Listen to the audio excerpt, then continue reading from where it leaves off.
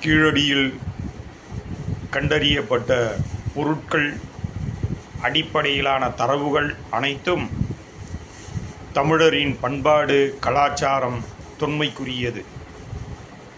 இந்த உண்மையை எழுதும் ஆய்வாளரை விடுவித்துவிட்டு நம்முடைய ஐயா மோடி அவர்களின் அரசாங்கம் அவர்கள் சொல்வதை எழுதுவதற்காக ஜமுக்காலங்களை வேண்டுமானால் தயார் செய்யலாம். உண்மையை ஒருபோதும் மூடி மறைக்க முடியாது. இந்தியாவினுடைய உரிமையை மீட்டெடுப்பதற்கு உயிர் தியாகம் செய்த இனங்கள் இரண்டு இனங்கள்தான்.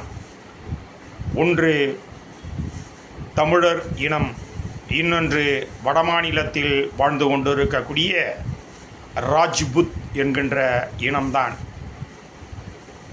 ஐயா மோடி அவர்களே, இந்தியாவினுடைய உரிமைக்காக குரல் கொடுத்ததில் உங்களுக்கும் பங்கில்லை. நீங்கள் சார்ந்திருக்கக்கூடிய சங் பரிவார் கூட்டத்திற்கும் பங்கில்லை என்பதுதானே உண்மை. இன்றைக்கு தமிழ்நாட்டை ஆண்டு கொண்டிருப்பது யார் என்று தெரியுமா? ராஜராஜ சோழனின் வழிவந்த ராஜேந்திர சோழன் என்பதை உங்களுக்கு நினைவூட்டுகிறோம். இன்னும் சொல்லப்போனால் உங்களால் எட்டப்பன்களை தான் கிட்டே வைத்து கொள்ள முடியும். வெள்ளைக்கார ஆதிக்கத்திற்கு அடிபணியாத கட்டபொம்மன் வம்சத்தை உங்களால் ஒரு காலம் நெருங்க முடியாது. உலகத்தின் அனைத்து பகுதிகளிலும் கால்பதித்து வெற்றி வாகை சூடிய இனம் தமிழினம். எங்களுடைய தன்மானத்தை, எங்களுடைய போர் குணத்தை எவராலும் வெல்ல முடியாது என்பது கர்வத்தின் அடிப்படையில் அல்ல, அடக்கத்தின் அடிப்படையில் எடுத்துச் சொல்ல விரும்புகிறோம். கீழடி தமிழர்களின் தாய்மடி.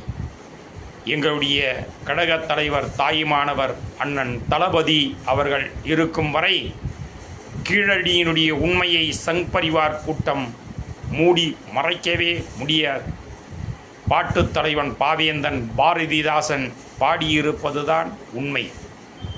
வடக்கினில் தமிழர் வாழ்வினை வதக்கி பின் தெற்கில் வந்தே இலக்கினை செய்ய நினைத்திட்ட எதிரிகளை அண்ணால் தொட்டே அடக்கடா என்றுரைத்த அரங்காக்கும் தமிழே, இங்கு தடைக்கற்கள் உண்டென்றாலும் தடந்தோள் உண்டன சிரித்தாய் என்று பாடினார் எங்கள் இனியவர் இளைய கலைஞர் அண்ணன் உதயநிதி ஸ்டாலின் அவர்களின் தலைமையில்